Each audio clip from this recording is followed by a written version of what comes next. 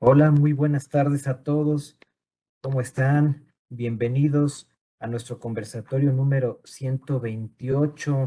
Les damos la más cordial bienvenida a nombre del maestro Carlos Orozco Felgueres. En esta ocasión tenemos el tema Programas de Fiscalización 2023. Tenemos como invitado al maestro Wilfredo Fabián García. Muchas gracias, maestro Wilfredo. Vamos a dar una breve reseña de su trayectoria. Él es contador público con más de 9 años de experiencia en la especialidad de impuestos, fundador del despacho contable WF Consultoría, escritor y ponente a nivel nacional en distintas capacitadoras, exponiendo diversos temas, entre ellos tratamiento integral de asimilados a salarios, plataformas digitales, sector primario, devolución de saldos a favor, entre otros temas que él imparte. También cuenta con una certificación como agente capacitador externo de la Secretaría del Trabajo y Previsión Social, una maestría en impuestos y bueno, una buena trayectoria del maestro Wilfredo, también autor de algunos libros de plataformas digitales y su regulación fiscal y estudio integral de asimilados a salarios. Maestro Wilfredo, muchas gracias por aceptar esta invitación y vamos a escucharlo atentamente con este tema tan importante hoy en día de programas de fiscalización. Muchas gracias. Hola, ¿qué tal, licenciado Humberto? Muchas gracias por la oportunidad siempre, agradeciendo también a mi estimado amigo Carlitos por la oportunidad brindada, pero sobre todo a los asistentes, ya que sin ellos pues no es posible llevar a cabo este tema del día de hoy. Y como bien lo comenta usted, en esta ocasión vamos a hablar de ese programa de fiscalización, un tema de mucha trascendencia para el ejercicio 2023 respecto a cómo va a ser esa integración de los ingresos que está obteniendo el gobierno federal. Entonces, sean bienvenidos, con gusto ustedes pueden participar, siéntanse en confianza, aquí pueden exponer su duda y con todos vamos retroalimentándonos. Por ejemplo, alguien que quiera opinar también es bienvenido. Y pues bueno, déjenme compartir el material que tenemos preparado para el día de hoy. Por favor, me comentan si se logra visualizar en sus pantallas para que llevemos a cabo el tema. Permítanme. Bien. Coméntenme de favor si ya logran visualizar el material. Sí, Bien. Bueno, como sabemos que para el ejercicio 2023 no existió la creación de un nuevo impuesto como tal.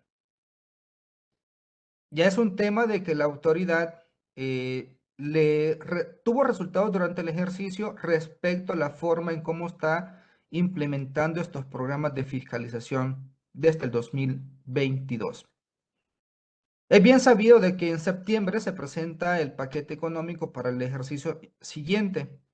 Es importante también destacar que una cosa es la miscelánea fiscal y otra cosa es la resolución miscelánea fiscal, que son dos conceptos diferentes. La miscelánea fiscal es todo aquel conjunto de leyes que se van a reformar para un determinado ejercicio. Por ejemplo, en 2021 tuvimos reformas a la ley de ISR, ley de IVA, IEPS, etc. Y la resolución miscelánea fiscal es todo aquel conjunto de reglas que la autoridad pública respecto de la implementación y apoyo hacia ciertos procedimientos que no vienen establecidos como tal en la ley. Por ejemplo, el artículo 29 y 29A nos habla acerca de la emisión de la factura electrónica. Nos dice cuáles son los requisitos, pero no nos da el procedimiento. Sin embargo, es a través de la resolución miscelánea fiscal que en sus diversas reglas te da el procedimiento que debe de seguir. Asimismo, de los anexos como tal que encontramos en el portal del SAT. Entonces, De lo anterior, para 2023, vuelvo a repetir, no existe la creación de nuevos impuestos. Sin embargo, el pasado 8 de septiembre, cuando se presentó el paquete económico, específicamente a la ley de ingresos de la Federación, nos damos cuenta de que hay un ingreso significativo respecto al 2022 en cuanto al tema de la recaudación como tal. Y la gran pregunta es, oye, ¿cómo entonces va a ser la autoridad para poder llegar a esa meta que viene plasmado en dicho ordenamiento? Pues bueno, es así como surgen estos programas de fiscalización. Y no me van a dejar mentir ustedes que, por ejemplo, hoy que estamos en la presentación de las declaraciones anuales, una de las problemáticas, y es algo que se viene manejando desde el año pasado, radica en aquellas retenciones que no hayamos enterado en tiempo y forma. Artículo 27, fracción quinta de la Ley del Impuesto sobre la Renta, establece que, por ejemplo, si tú no enteras las retenciones de sueldos y salarios, esa nómina sería no deducible. Lo mismo está sucediendo con las retenciones de ISR, por ejemplo, por honorarios, con las retenciones del IVA, etcétera. Entonces, de alguna u otra forma, lo que está, perdón, orientando la autoridad es que me pagues primero esas retenciones para que tú puedas hacer deducible ese recibo de arrendamiento. Y es así que la Administración General de Auditoría Fiscal Federal, como ustedes sabrán, el SAT es, si lo comparamos como una empresa, pues es en realidad una empresa que va a tener diferentes áreas. En una empresa tenemos el área de ventas, el área de recursos humanos, el área de contabilidad, etcétera. En este sentido, el SAT también así tiene diversas áreas y una de ellas es la Administración General de Auditoría Fiscal Federal. Dentro de esas actividades que se desempeñan, tenemos lo siguiente. Desarrollar subprogramas de fiscalización y generar propuestas de fiscalización que permiten realizar revisiones domiciliarias o de gabinete en materia de impuestos internos. También otra actividad radica en llevar el registro de los contadores públicos autorizados para emitir dictámenes. Como ustedes sabrán, hoy en día ciertas empresas están obligadas a presentar ese dictamen fiscal, no todas las empresas como tal. Y un punto importante, cuando ustedes van a presentar la declaración anual, hay una pregunta que si estás obligado a dictaminarse. Y en ese sentido, si ustedes dan clic en ese apartado, créanme que no se les habilita la opción de los estados financieros. ¿Por qué consideran ustedes que no se llenaría ese apartado de estados financieros? La respuesta es muy clara, porque el informe financiero lo va a presentar el contador público certificado, que es el que está registrado en el SAT para emitir esa opinión respecto al dictamen. También otra actividad es para clausurar establecimientos, imponer sanciones, determinar créditos fiscales e informar a la autoridad competente sobre la probable comisión de delitos fiscales. Y es así que esta área es, vuelvo a repetir, la encargada de llevar a cabo estos programas. Y entonces, ¿qué programas tenemos entonces vigentes para efectos de la fiscalización? Tenemos un programa que se llama Programa de Vigilancia Profunda. Alguno de ustedes no me va a dejar mentir que ya tuvo ese acercamiento o, por ejemplo, el año pasado, hace 2 años, ya es muy probable que atendió una entrevista de esta magnitud. ¿En qué consiste? Sirve para orientar a los contribuyentes para rectificar omisiones, diferencias e inconsistencias que hayan detectados en las declaraciones. Acuérdense que en el Código Fiscal de la Federación vamos a encontrar facultades de gestión y también vamos a encontrar facultades de comprobación.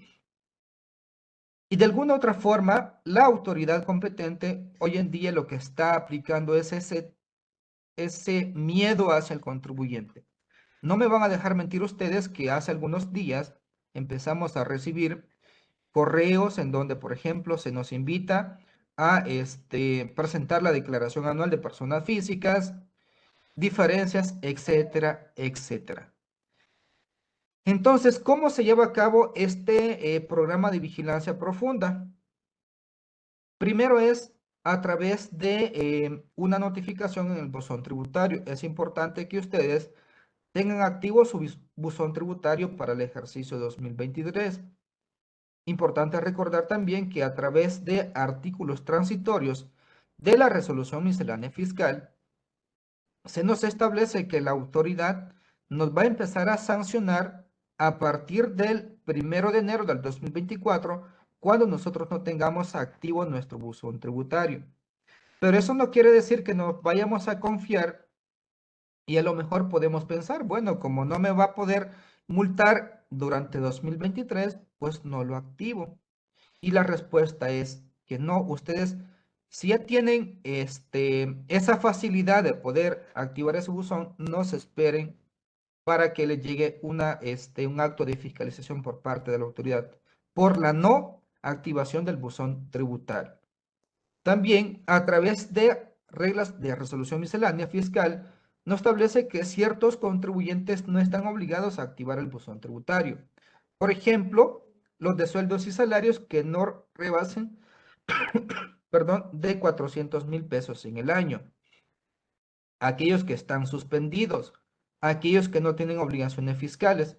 Sin embargo, yo sugiero de que para aquellas personas que van a presentar declaración anual el próximo mes, y que no están obligados, porque acuérdense que el artículo 150 nos habla de esa obligatoriedad a partir de los 400,000 pesos por sueldos y salarios. En ese sentido, yo les sugiero de que si van a tener un saldo a favor, pero no están obligados a presentar declaración anual, ustedes de manera, por sus medios propios, por su voluntad, van a presentar declaración anual porque fueron solicitando facturas de sus gastos, deducciones personales. En este sentido, activen el buzón tributario porque a lo mejor tengan un saldo a favor. La autoridad, acuérdense que tiene cierto tiempo para poder devolver esas cantidades. Y en ese sentido, si hay inconsistencias, ustedes tienen que presentar una solicitud de manera manual y a través del buzón tributario les van a solicitar información para poder comprobar esos saldos a favor. Pero bueno, quizás nos desviamos un poco del tema, pero recordar que este programa de vigilancia profunda, como les comentaba, les van a enviar a ustedes una notificación en donde se le hace una invitación, por ejemplo, para acudir de manera presencial o en su momento atender una entrevista en línea. Nosotros vamos a tener que aceptar, tenemos cierto tiempo para poder aceptar esa invitación, enviando a un correo el poder notarial del representante legal, el acta constitutiva, y se va a manifestar quién es la persona que va a atender esa entrevista de vigilancia profunda. Posteriormente, la autoridad nos envía la fecha y hora exacta donde tenemos que conectarnos. Normalmente esta entrevista es a través de Microsoft Teams. Es como que si ustedes fueran la autoridad y yo el contribuyente. Y en este sentido, la autoridad, cuando ya esté en ese proceso de la entrevista, le va a mostrar un archivo de PowerPoint respecto a las diferencias o los errores que ha encontrado de ese contribuyente. Y en ese sentido, el contribuyente tiene dos opciones: corregir su situación o en su momento puede interponer algún medio de defensa, porque acordémonos que estas entrevistas, desde mi punto de vista, carecen de cierta ilegalidad. ¿Por qué, contadores? Porque yo no he encontrado en el Código Fiscal de la Federación en donde se me establezca que la autoridad va a llevar a cabo este tipo de entrevistas. Como bien comentábamos, hay facultades de gestión y facultades de comprobación, pero en mi caso yo no he encontrado fundamento legal. Alguno de ustedes también puede compartir su punto de vista, pero desde mi humilde opinión, podría ser ilegal ese tipo de entrevistas en línea. Ahora bien, el contribuyente de alguna u otra forma queda un poco indefenso. ¿En qué sentido? Porque si ustedes se dan cuenta, en muchas ocasiones no se le permite al contador que ingrese a estas entrevistas. Y como el contribuyente, por el temor que le ocasiona la autoridad, puede cometer errores, puede decir cosas que no tienen cierto sentido.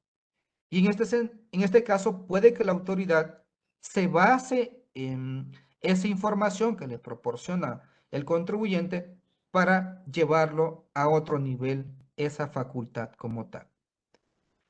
Entonces, en esta entrevista, como comentábamos, nos va a dar cierto tiempo la autoridad para que podamos presentar ciertas correcciones que ha detectado. Aquí es la importancia que el contador tiene que apoyarse con sus papeles de trabajo para identificar si lo que realmente la autoridad nos está comentando tiene razón o en su caso también comentarle lo contrario.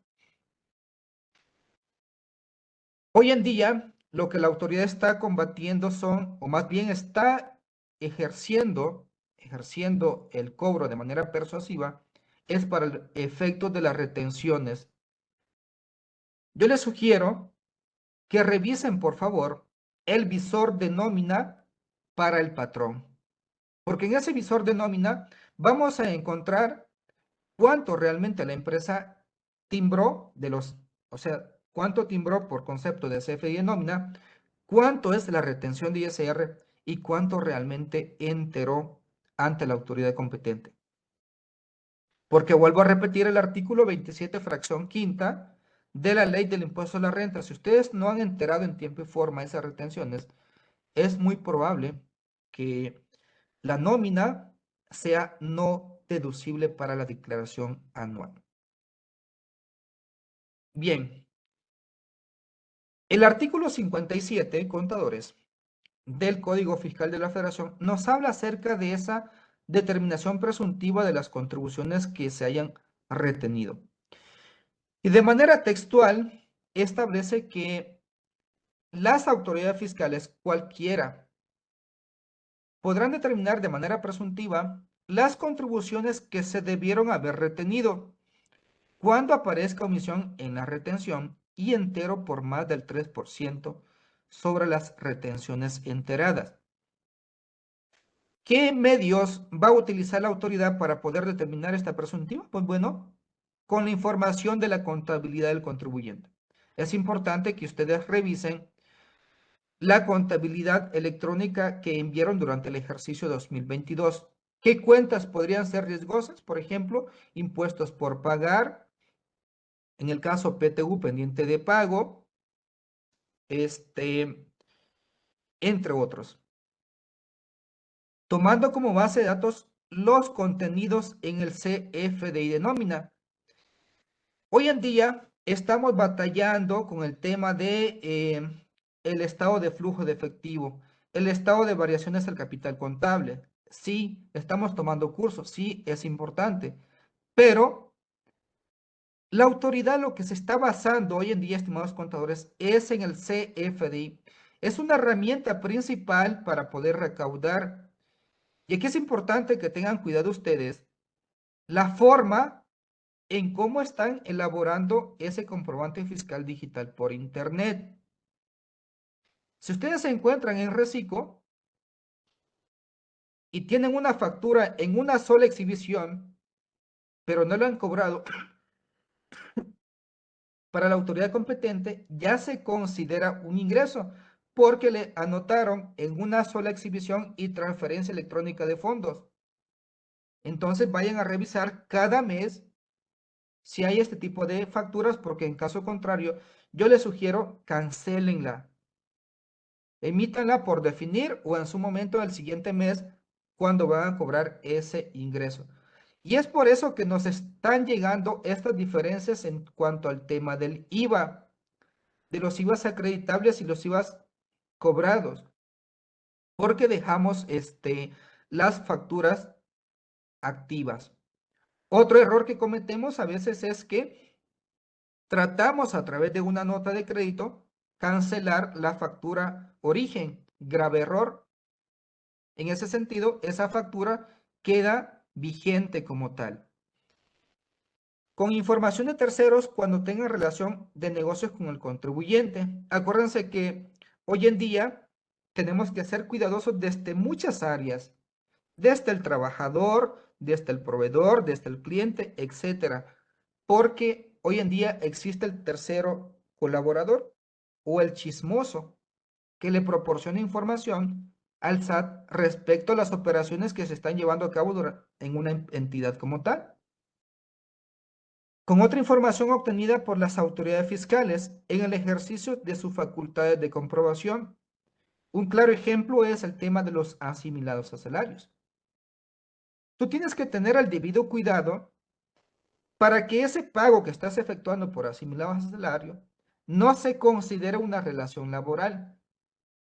En ese sentido, más adelante les voy a explicar qué apartados del CFDI no se debe de anotar porque en mi caso ya tuve una revisión por parte del Seguro Social respecto a los asimilados a salarios.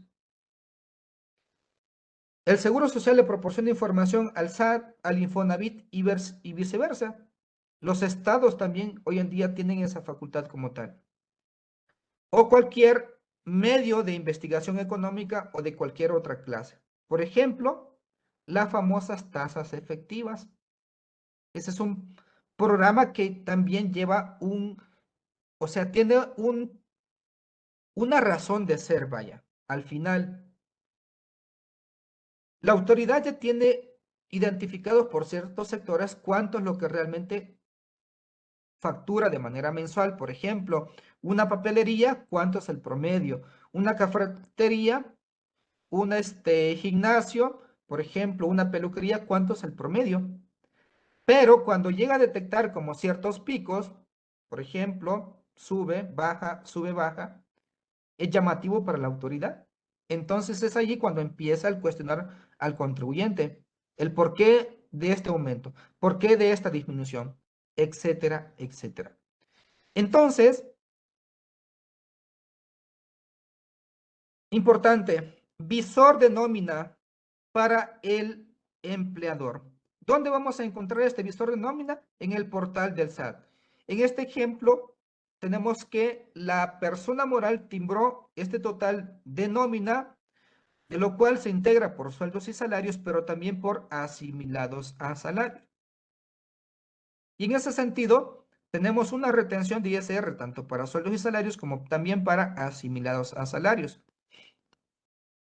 Pero si se dan cuenta, contadores, es una falta, no de respeto quizás, pero desde mi punto de vista, se pasa de lanza, como dice la chaviza, esta empresa. ¿Por qué? Si ustedes se dan cuenta, de 1.302.000 me ha pagado 25.660. Por lo tanto, hay una diferencia de 1.270.000. Este contribuyente es susceptible, uno, a la restricción temporal de los sellos digitales, de conformidad con el artículo 17H bis. Dos, la no deducibilidad de la nómina en la presentación de la declaración anual. Tres, la autoridad le va, le va a enviar, o más bien, va a ejercer sus facultades de comprobación. Y es así que en el artículo 17H bis nos establece que cuando la autoridad detecte que el ingreso declarado, así como el impuesto retenido, el que está manifestado en las declaraciones de pagos provisionales, definitivos o anuales, no concuerden con los comprobantes fiscales de Internet, en este sentido, va a restringir de manera temporal los sellos digitales. Entonces, hagan esa revisión de este visor de nómina. ¿Qué pasa con el trabajador? También yo sugiero que lo hagan porque en muchas ocasiones me ha tocado identificar que hay recibos de nómina que me emiten cuando no tengo una relación laboral con la empresa que me está timbrando esos recibos. Acuérdense que hoy en día hay esa robo de identidad. Entonces, a lo mejor el contribuyente, pues presenta su declaración anual, le da clic en siguiente porque el SAT emite unos tutoriales y te dice que no es necesario que tengas contador, o a lo mejor el contribuyente por ahí checó un tutorial en TikTok, en YouTube, etcétera, le dio clic siguiente, siguiente, resulta que tiene un saldo a favor, le devuelve la autoridad y después la autoridad se da cuenta que dentro de esos recibos de nómina, esa empresa que los emitió está ubicado en el listado del 69B del Código Fiscal de la Federación. Posteriormente, la autoridad lo que va a hacer es llamar al contribuyente que aclare o en su caso que le devuelva esas cantidades que no procedieron de conformidad a la ley. Por eso es importante que ustedes vayan revisando esos recibos tanto de la empresa como también para el trabajador.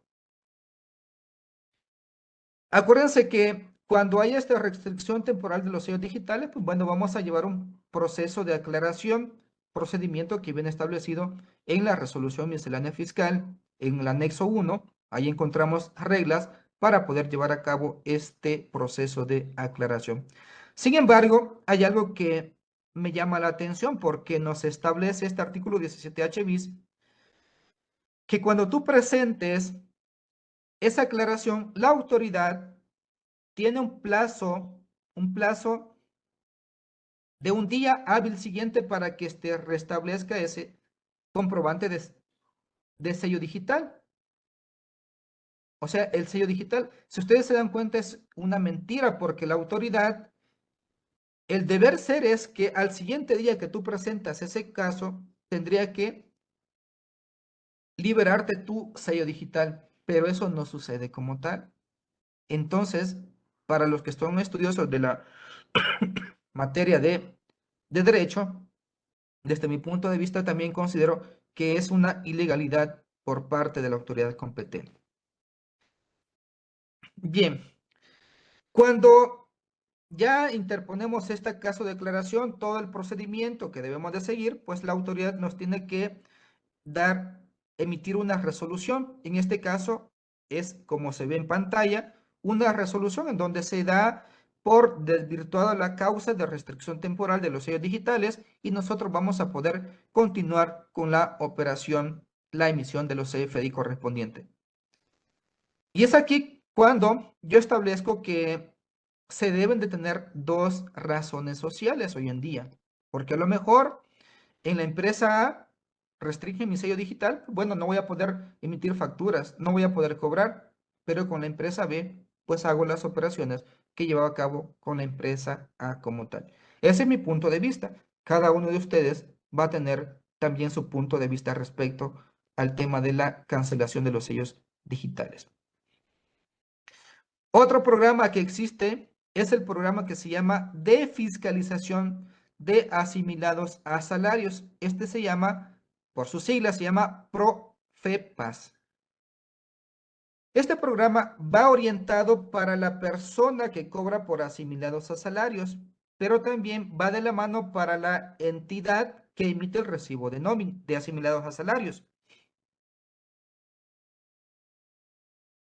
En este sentido, el tema de asimilados a salarios ha sido mal utilizado por muchas empresas, porque ustedes no me van a dejar mentir que el cliente, tu patrón, en muchas ocasiones te dice, oye, contador, vamos a dar de alta a esta persona como asimilados a salarios. Y tú debes de cuestionar, mi estimado cliente, bajo qué modalidad del artículo 94 le vamos a dar de alta. Porque no es darlo de alta así por así. Tenemos que ubicarnos en cualquiera de las fracciones del artículo 94, fracción 1 hasta la fracción séptima del artículo 94. Fracción 1 nos habla que podemos pagar asimilados a salarios aquellos miembros que trabajen en dependencias del sector público, miembros de la Fuerza Armada. Por ejemplo, el secretario de Hacienda, de alguna entidad federativa puede cobrar bajo esa modalidad de asimilados a salarios. Fracción 2, anticipos y rendimientos a socios de sociedades o asociaciones civiles y de sociedades cooperativas de producción. Fracción 3,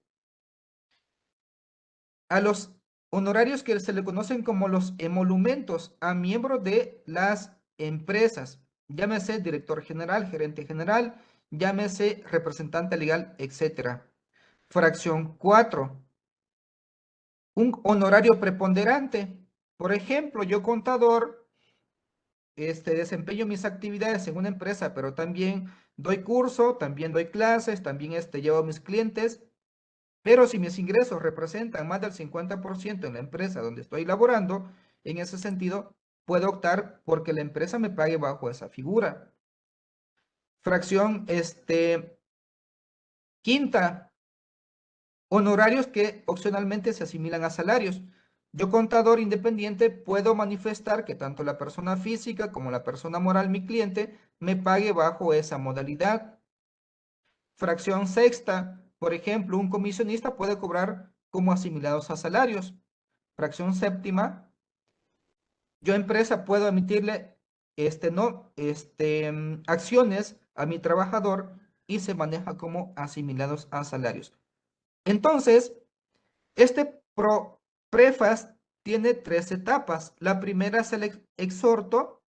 Aquí se le va a notificar al contribuyente que recibe ingresos asimilados a salarios. Se le va a manifestar las inconsistencias que ha ubicado la autoridad respecto al cumplimiento de sus obligaciones. Acuérdense que para que quien recibe, cuando los ingresos rebasan de 400,000 pesos, tiene la obligación de presentar declaración anual. En el caso que no lo haga, es muy probable que la autoridad empiece con el envío de este exhorto. De la misma manera, va a ser una entrevista, se le va a mostrar en un archivo de PowerPoint cuáles son las irregularidades que ha detectado el contribuyente, la autoridad, respecto al contribuyente. El contribuyente va a tener un plazo de 10 días para poder entregar la información para poder aclarar esas irregularidades que ha detectado la autoridad. En este caso, van a tener igual dos soluciones, llamémoslo así. Una, que atendamos el requerimiento, y dos, dice el contribuyente, ¿sabes qué? Yo no voy a pagar nada porque sabes que tú no tienes las calles en óptimas condiciones, hay inseguridad, etcétera, etcétera. Porque sabemos que el fin de los impuestos es para el gasto público como tal. Mejores carreteras, seguridad, programas, etcétera, etcétera. Entonces, la autoridad dice, bueno, eres un contribuyente rebelde, renuente, entonces vamos al siguiente paso, que ya no sería el exhorto, aquí sería el requerimiento. Pero después el contribuyente dice, pues no me interesa, tengo a mi abogado que me va a defender, etcétera. Entonces la autoridad dice, pues ¿sabes qué? Vamos al siguiente procedimiento, que es un acto de fiscalización. Aquí es una auditoría, una revisión de gabinete como tal. Y bien, este programa va orientado para la fracción segunda a la fracción séptima. Porque la primera, si ustedes se dan cuenta, no es aplicado. La primera, recordémonos que es para aquellas personas que laboran instituciones del sector público. Y la verdad eh, no es congruente la autoridad. ¿Por qué? Porque estamos de acuerdo de que no va a fiscalizar una entidad del sector público. No lo va a fiscalizar como tal. Entonces, en este sentido, ¿para qué entidades no aplica? Entidades gubernamentales, gobierno de los estados, organismos descentralizados, fideicomisos e instituciones del sistema financiero. Por ejemplo, los bancos. Y en esta etapa del exhorto es cuando tú tienes que tener a la mano los elementos de la materialidad de esas operaciones. Acuérdate que en el caso de los asimilados a salarios, no existe contrato de asimilados a salarios. No, no hay. El contrato se llama contrato de prestación de servicios independientes. En ese contrato tú vas a manifestar las condiciones, cuánto será el monto que vas a recibir, tu cédula profesional, em, tus actividades que vas a llevar a cabo, etcétera. Entonces, aquí les comparto ciertos documentos que ustedes van a tener en cuenta para poder demostrar esa materialidad. Si ustedes pagan anticipos a miembros de sociedades cooperativas y asociaciones civiles, van a tener en cuenta lo siguiente. Copia original y copia certificada por fedatario del acta constitutiva donde conste que es miembro de la sociedad cooperativa, de la sociedad civil o de la asociación civil. Identificación oficial de la persona que tú le estás pagando bajo la modalidad de asimilados a salarios. El recibo, obviamente, del CFDI de la nómina correspondiente. Es importante destacar que cuando ustedes estén haciendo este llenado, ¿qué datos no vamos a anotar en el recibo? Número de seguro social no se anota. Tipo de contrato, ustedes anotan aquel que se llama donde no existe relación laboral. La fecha de inicio de la relación laboral no se anota. Tampoco hay que anotar el salario base de cotización, el salario de aportación, la, la clase de riesgo, eso no aplica. La, el tiempo, o sea, si es diurno, nocturno, eso no aplica tampoco. Eso no se va a anotar porque si ustedes lo anotan, se va a considerar una relación laboral. Y les comento esto porque a mí ya me pasó, ya sucedió con una empresa. En este sentido, tengan ese cuidado porque el seguro social a ustedes les va a cobrar las cuotas obrero patronales, el Infonavit, las aportaciones. En el caso del impuesto sobre nómina, pues sí está obligado el Estado a pagar, el contribuyente, perdón, si está obligado a pagar ese impuesto, pues ese tienen que enterarlo como tal. Fracción tercera del artículo 94, cuando ustedes paguen honorarios a miembros, comisarios, copia, original y copia, perdón, certificada por fedatario público del acta de asamblea o de cualquier otro documento emitido por la asamblea de la persona moral pagadora en donde conste que el contribuyente efectivamente tuvo el carácter que ostentó. Por ejemplo, un representante legal, tener a la mano el poder notarial. En el caso de los socios, ¿cuánto se va a designar de honorarios, que se le conoce como monumentos, tiene que estar establecido en un acta de asamblea ordinaria o extraordinaria? Documento que ostente las actividades que realiza conforme al cargo que ostente. Una bitácora de actividades.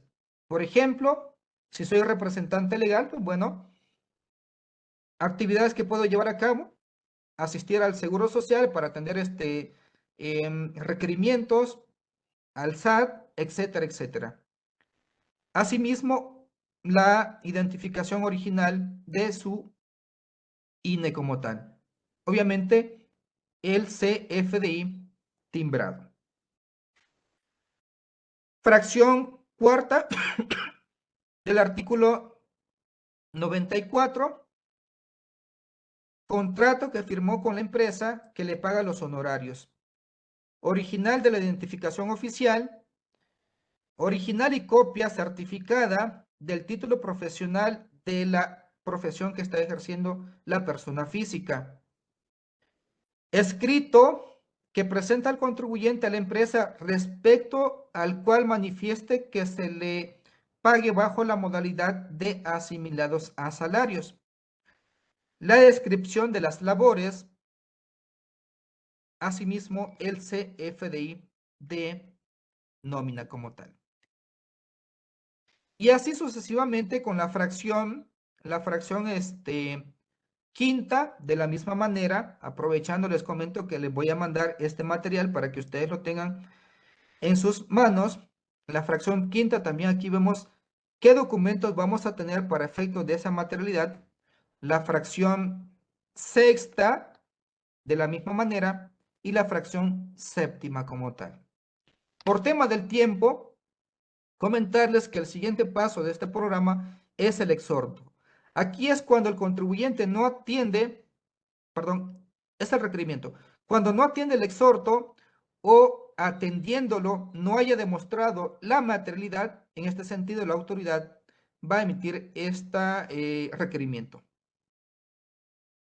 Y en este requerimiento igual se le va a solicitar información adicional, por ejemplo, currículum vitae de la persona que presta el servicio, la experiencia profesional, comprobante que acredite el nivel y grado de estudios, soporte documental, etcétera, etcétera. Acuérdense también que si no atendemos el requerimiento, somos susceptibles a sanciones que vienen establecidas en el artículo 82 del Código Fiscal de la Federación. En este proceso, la autoridad puede solicitar información de los estados de cuenta, por ejemplo, a la Comisión Nacional Bancaria y de Valores. Bien, otro programa y algo que hoy se publicó, más bien hoy lo compartieron en el grupo de el contador Carlitos, respecto a las inspecciones laborales para el ejercicio 2023. Hay un programa de fiscalización que se llama Programa Preliminar de Fiscalización a Servicios Especializados, el famoso PROPREPSE. ¿Para qué va orientado? Para todas aquellas empresas que en su momento contratan servicios especializados. No al que tramita el REPSE como tal, sino que para aquel que hace uso de ese servicio. Y en este sentido también vamos a tener las etapas, que es el exhorto, el requerimiento y un acto de fiscalización. Durante esta etapa del exhorto es donde nosotros vamos a tener en cuenta todos los documentos para efectos de demostrar esa materialidad de las operaciones que nosotros hemos llevado como tal. ¿Qué documentos vamos a tener en cuenta? Vamos a proporcionar los CFDI del periodo sujeto a programarse ese acto de fiscalización. Por ejemplo, si la autoridad ha detectado que a lo mejor durante un mes, durante enero a mayo, por ejemplo, no tenemos esa materialidad, pues bueno, vas a tener que proporcionar tú el CFDI de los servicios recibidos, porque acuérdense, quien presta el servicio tiene la obligación de enviarle al receptor, por ejemplo, el REPSE, copia del REPSE. También tiene obligación de enviarle los pagos de los trabajadores que prestaron ese servicio especializado, tanto para efectos de ISR como para efectos de Seguro Social, como también para efectos de Infonavit. Los contratos, es importante que tengamos a la mano los contratos de prestación de servicios especializados. Le vamos a informar en qué consistió el servicio que nosotros recibimos, más bien que nosotros prestamos hacia ese proveedor. ¿Cómo lo vamos a demostrar? A través de fotografías, a través de bitácoras, etcétera, etcétera. Descripción de la actividad económica y preponderante del objeto social. Es importante que el objeto social de quien contrata como quien presta el servicio no tengan similitud como tal, porque en ese sentido es muy probable que sea sancionado por la autoridad competente, porque acuérdense que yo como prestador de servicio llevo a cabo esa obra con la empresa porque esa empresa no posee esa capacidad. O sea, yo soy especializado, no cualquiera tiene ese servicio que desempeño. Pero lamentablemente hoy en día, seamos susceptibles o no, las empresas nos están pidiendo el REPSE, porque si no me traes el REPSE, ¿sabes qué? Vamos a cancelar el contrato. He tenido casos con contribuyentes, por ejemplo, que le venden materiales a empresas como FEMSA, a empresas como la Pepsi, y les dice, por el simple hecho que tú ingreses a mis instalaciones, me pongas el material de plomería, etcétera, en mis instalaciones, tú tienes que traerme REPSE, porque caso contrario, no vamos a continuar con el proceso de tu compra. ¿Me lo traes o cancelamos el contrato? Así de esa forma, hoy en día están actuando estas empresas. Acuérdense que no todas las empresas están obligadas al trámite del REPSE como tal. También relación y perfil de los prestadores de servicios. Por ejemplo, hacer una bitácora con el nombre, RFC, grado académico, la capacitación que estas personas tienen, el oficio, experiencia, etcétera. En este sentido, a lo mejor capacitaciones a través de un DC3, a través de un programa de, de altura, por ejemplo, porque no me van a dejar mentir que hay personas que antes de que puedan subirse a ciertas alturas a hacer alguna instalación eléctrica, tienen que pasar por una revisión médica, porque a lo mejor padecen del corazón. E imagínense, sufre un infarto, etcétera, vamos a tener problemas. También vamos a manifestar en qué consistieron los servicios recibidos de los proveedores, cuándo se llevó a cabo ese servicio, cómo fue que se materializó esos servicios, una bitácora de esas actividades. Algunas empresas que tenemos la oportunidad de apoyarles, lo que hacemos es hacer una especie de archivo en Excel. Por ejemplo, manifestamos en una columna día, en otra columna actividades, y en una tercera columna anexamos fotos. Por ejemplo, el día 1, instalación de en área de recepción, instalaciones eléctricas. Luego tenemos la foto. Le tomamos foto de las actividades que están llevando a cabo los trabajadores de la empresa para efectos de demostrar la materialidad de esas operaciones. Y aprovechando también la oportunidad, les recuerdo que mi estimado amigo Carlos me parece que tiene un libro que nos habla acerca de la materialidad de las operaciones. Ahí los invito a adquirir ese libro a través de Thomson Reuters. Y bueno, de esta forma es como vamos a concluir con estos programas de fiscalización. Si ustedes se dan cuenta, hoy en día la tecnología representa una manera de poder ejercer facultades de la autoridad, porque por cada peso que recauda, por ejemplo, invierte 0.42. ¿En qué consiste? A lo mejor estoy pagando el Microsoft Teams o estoy pagando el Zoom, pues me va a resultar favorable porque ya no mando a mis notificadores de manera presencial, porque normalmente se pagaba combustible, se pagaba viático, se pagaba dentro del viático comida. Entonces, en ocasiones no recaudábamos, pero sí tenían un gasto a la autoridad.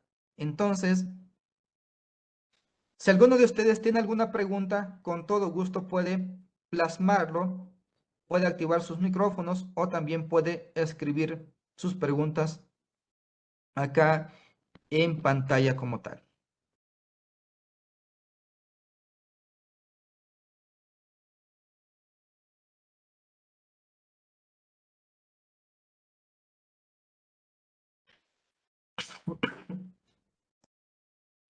No sé si alguno de ustedes tendrá alguna pregunta. Este material, como les comentaba, se les va a hacer llegar para que ustedes, perdón, puedan visualizarlo y cualquier pregunta después de, sin problema alguno, estamos para apoyarles.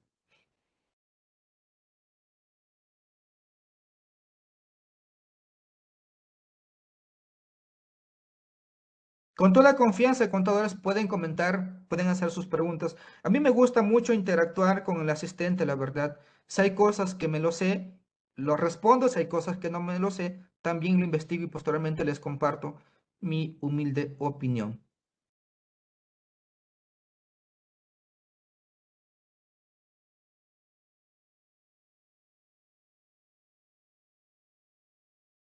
No, no se escucha,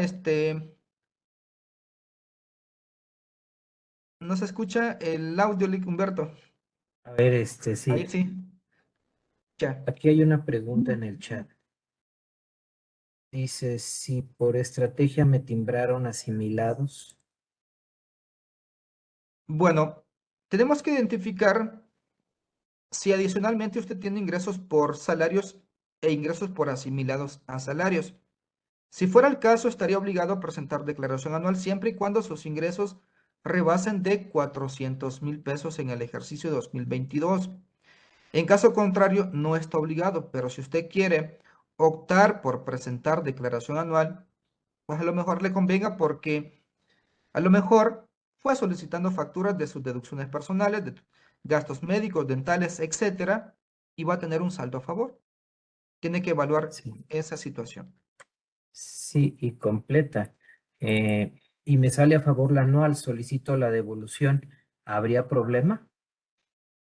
Miren, aquí el tema es que la empresa tiene que enterar en tiempo y forma las retenciones, porque ese es un impedimento por parte del SAT de no devolverte esas cantidades a favor.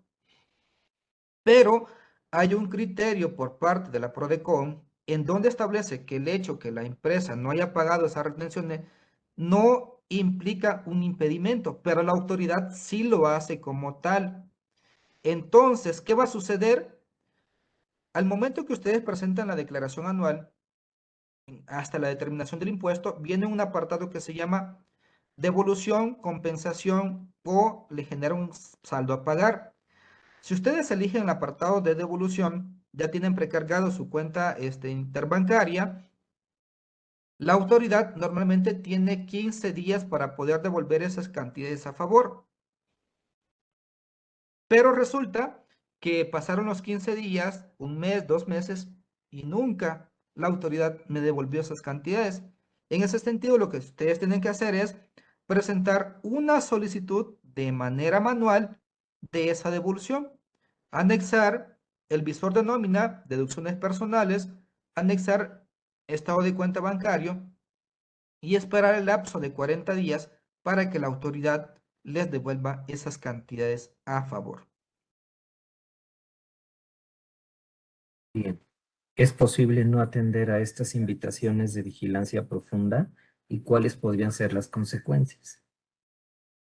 Bueno, mira, cada contador va a tener su punto de vista. En el caso de las cartas invitaciones, normalmente son facultades de gestión, lo cual dentro de la misma redacción de esas invitaciones te manifiesta que no implica, pues, digamos, como una obligación más a fondo. Sin embargo, yo lo que sugiero es que atiéndelas. ¿Por qué? Porque tú vas a saber realmente en qué consiste esas observaciones que te están llevando a cabo. Porque a lo mejor esto es como, digamos, un pequeño aviso. Posteriormente viene el requerimiento como tal. Y entonces, como tú ya te cercioraste en qué consiste esta carta de invitación, para el requerimiento va a ser más fácil poder atenderlo o desvirtuar como tal. En el caso que tú no atiendas una entrevista de vigilancia profunda, vas a ser sancionado, porque así lo establece el Código Fiscal de la Federación. Ahí sí te recomiendo no, no ser un contribuyente que dejes por desapercibido esa información que te están requiriendo. Yo te sugiero, atiéndelo como tal.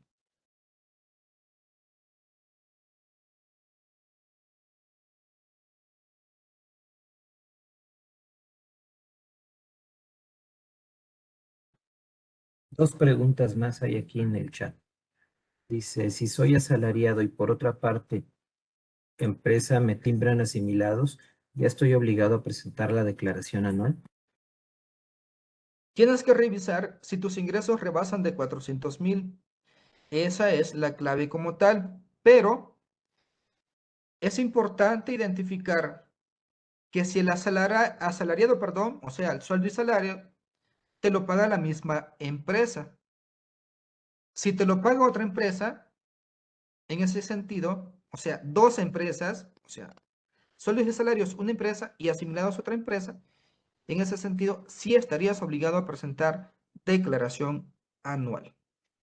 Independientemente cualquiera que sea el monto de los ingresos que percibas, a lo mejor no llegas a los 400,000, pero por el hecho de tener un patrón y una empresa que recibe los servicios, en ese sentido, obligado a la anual.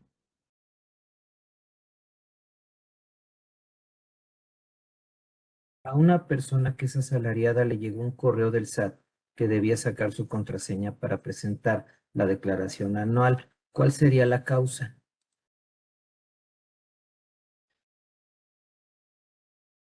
Miren, ese caso es muy particular porque yo no había escuchado uno con anterioridad, la verdad. Hay que revisar si el correo que se está enviando pues es un correo del SAT como tal, porque en muchas ocasiones nos envían correos con terminación SAT, pero es un correo, o sea, es un spam como tal. Entonces, para que tú puedas presentar declaración anual, vuelvo a repetir, la obligación se habilita cuando tus ingresos rebasan de 400,000. Vayan a revisar el visor de nómina para el trabajador. Revísenlo, por favor.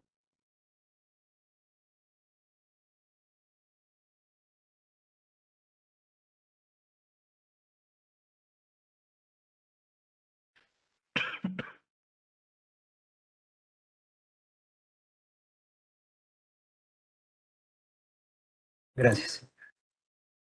Perdón. Eh, dice, ya no me aparecen los mensajes. Aquí Si está. gusta, Sí rebaso los 400,000 y en diciembre del año pasado me hicieron el cálculo anual, o sea, me sale ceros en la anual. Aún así estoy obligado a presentar la anual en abril. bueno, mira, en ese caso, la empresa no te debió efectuar el ajuste anual de sueldos y salarios, porque tú ya rebasaste los 400,000. Tú estás obligado porque si excedes de los 400,000 pesos. El hecho que la empresa ya elaboró el ajuste anual de sueldos y salarios no te exime a ti de la no presentación de la declaración anual. Revisa el artículo 150 de la Ley de Impuesto a la Renta, obligado en abril a presentar declaración anual. Bien, una persona física tiene dos trabajos, ganando un peso arriba del mínimo. ¿Se tiene que presentar anual? La respuesta es sí, porque la ley establece que cuando tengas dos o más patrones, estás obligado a presentar declaración anual. Sin embargo, la ley también dice que cuando termines, o sea, termine tu relación laboral antes del 31 de diciembre, estás obligado a presentar declaración anual. Pero mediante reglamento, establece que si tus ingresos no rebasaron de 400.000, no estás obligado a presentar declaración anual.